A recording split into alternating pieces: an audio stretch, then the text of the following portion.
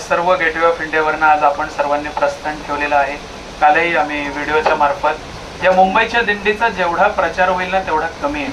प्रत्येक तीर्थक्षेत्रावरून साधू संतांसमवेत दिंडी निघते. मुंबईची एकमेव मायानगरीची ही दिंडी आहे. आपण पंढरपूरला पाहिजे. आदरणीय शेट्टी साहेब आता म्हणाले त्यांचा जन्म कर्नाटकचा आहे. साहेब, आमचा बाप, आमचा मालक, आमचा देव सुद्धा कर्नाटकचा आहे. कानडो विठ्ठलो कर्नाटकू तेने मज लावी येले पिसू. त्याने आम्हाला जे पिसू लावले, जे वेड लावले, त्या वेडामध्ये आम्ही धावतोय. वारकरी का धावतोय तर पांडुरंगाच्या भेटीसाठी धावतोय. पांडुरंगाला भेटल्यानंतर वारकरी 4 महिने एका जागी बसणार, चातुर्मास करणार, भगवंताचं नामस्मरण करणार.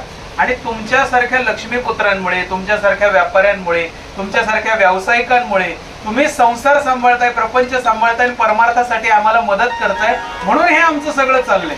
त्यात भगवान महाराज असतील, आम्ही असू, आम्ही सर्व हे सगळं प्रापंचिकांच्या जीवावर चाललंय. आमचे लक्ष्मीपुत्र, आमचे मारुती शेठ असतील. आणि सकपाळ साहेबांचं मी नाव खूप ऐकलं होतं. भगवान महाराजांच्या पोस्टमध्ये आरटीओच्या इथे त्यांनी काही कार्यक्रम केले मध्यंतरी.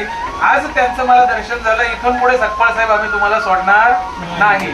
परमार्थ शेट्टी साहेब आणि सकपाळ साहेब तुमच्या मार्फत आम्हाला फुलवायचं आहे. आरटीओला, ताडदेवला, या दिंडीला तुमची खूप गरज आहे.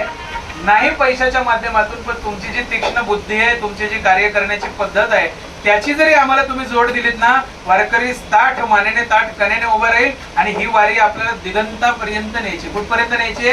दिगंतापर्यंत. थांबवायची नाहीये. परत मुंबईला आणायची, परत पंढरपूरला न्यायची. सर्वांनी लक्षात ठेवा. आणि असंच पांडुरंगाचं नामस्मरण करत राहा. वेळ कमी आहे, वेळ कमी आहे सांगणारे खूप भेटतील, पण जो कमी आहे ना त्याच्यातच तुम्ही जास्त करून घ्या, भजन करून घ्या. वेळ कमी सांगणारे भेटतील, पण वेळ आहे त्याचं काय करा सांगणारे शेठ सारखे, पाटील महाराजांसारखे गुरु कमी भेटतील. त्या गुरूंच्या शरणाला जा, परमार्थ सुखाचा होईल. रामकृष्ण. रामकृष्ण.